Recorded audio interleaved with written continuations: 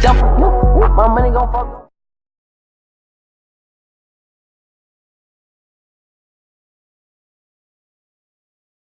So no one wants 1 miles per gallon in the city and 29 miles per gallon in the highway. That's on par with many compact vehicles, but with more practicality and again, a picnic table. Also, the rear seats have a good amount of versatility as well. They fold down, slide backwards and forward, giving even the tallest passengers adequate legroom. The Honda CR-V gets good gas mileage thanks to its 4-cylinder 2.4-liter VTEC engine, which pushes sufficient performance, 156 horsepower and 160 pound-feet of torque. Just keep in mind you won't be doing any serious off-roading with the CR-V, but if you want a vehicle that has the right balance of size, expense and fuel economy, this might be the right pick for you. On top of it being very reliable with minimal maintenance costs, you'll get a vehicle with an overall crash safety ratings of 5 stars. I was able to find this generation of the CR-V for as low as $4,000 with less than 150,000 miles.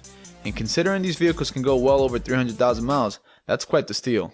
Next car is the first generation Scion TC. If you were a longtime fan of the Toyota Celica, you might like the Scion TC. I mean, if you didn't know, the TC actually stands for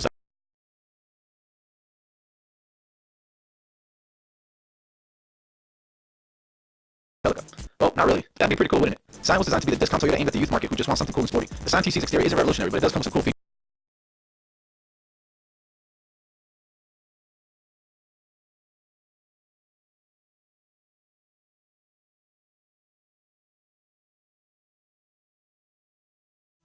Headlamps with BMW-like eyebrows, a standard panoramic moonroof, and a hatchback with plenty of space to carry fairly large items. Consider Scion is under the Toyota umbrella. You can count on superb reliability and low maintenance costs. In fact, the Scion uses the same reliable 2.4-liter 4-cylinder engine found in the Toyota Camry. That alone should speak for itself. The engine produces 161 horsepower and 162 pound-feet of torque, and can get around 21 miles per gallon in the city and 29 miles per gallon in the highway. There is one issue some first-generation Scion TCs can potentially have. According to some reports, engine oil may be burned much faster than normal, causing TC owners to monitor the oil levels and regular routine oil services. Thankfully, it's a falsified sound to an extent.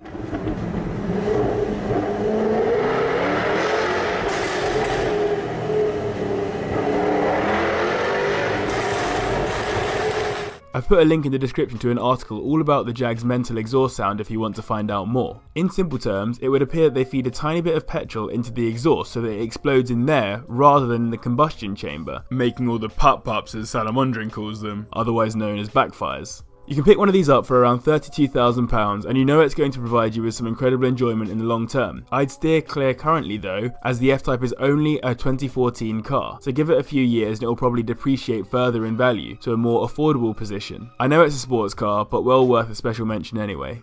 Coming in at number 5 we have the Ferrari 308 GT4, otherwise known as the Ferrari Dino. This is because when the car was originally released in 1973 it was not a Ferrari, rather it was a Dino. Enzo Ferrari wanted to create a car that could appeal to a lower price range and take on cars like the Porsche 911, but didn't want to diminish the exclusivity of the Ferrari brand. Hence, the Dino brand was created. However, the Dino GT4 did not sell as many models as Enzo had expected, so the car was rebadged in 1976 to have the prancing horse that we all know and love. This means that some Ferrari purists still don't really accept the Dino as a legitimate Ferrari, and the car has been scoffed at by a few people, including fun platform. Maybe you don't got $1 million, but maybe you want to spend some time in the garage having a little bit of fun with, you know, a car that's going to tolerate you treating it incorrectly and is going to tolerate the wrong things that you do to it, because at the end of the day, it's a car that can just handle it because it was built to handle it. And that's what we're gonna be talking about today. So I'm Alex@FI on the gram, and on today's episode, we're gonna be talking about the best first cars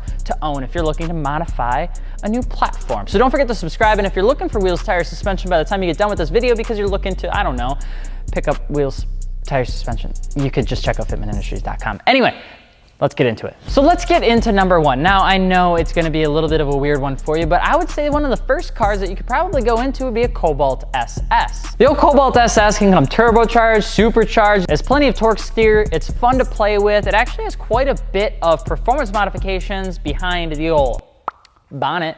And of course, there actually is a community behind the platform as well. The cars aren't inherently that expensive to own, and they're even better when it comes down to modifying them because they're not that expensive to actually do things to. The fact that they come with forced induction is actually a really cool benefit to the car itself because it is a small car that can actually tolerate quite a bit. If you guys are looking for a car that you can kind of beat around and have a little bit of fun, a Cobalt SS is going to do it just fine. Number 2 on the list is obviously one that I would never forget because it is the platform in which decimates all, except not in chronological order in this episode, which would be a Mazda Miata. Mazda Miatas are they're like the Frosted Flakes of the car scene. You can never go wrong with a bowl of Frosted Flakes, and you can never go wrong with a Mazda Miata. They do great in pretty much any scenario at any point in time for anything at all. If you have to put 4 people in the car, guess what? Miata will try its best, okay?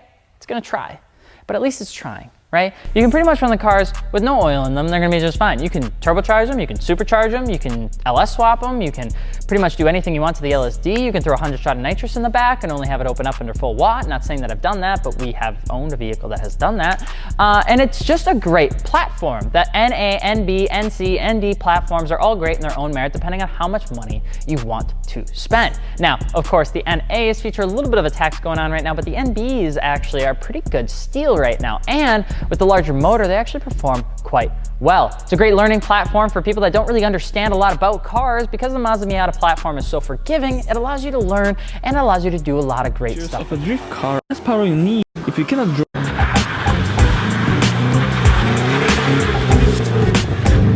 Auto show. Since it is over 30 years old, examples even in somewhat decent condition are very cheap to get. The Sierra has basically everything you need and nothing more. It's fairly light, just weld the diff and take the 2-liter 4-pot. There are some torquier V6s as well. In my humble opinion, the sedan looks most badass.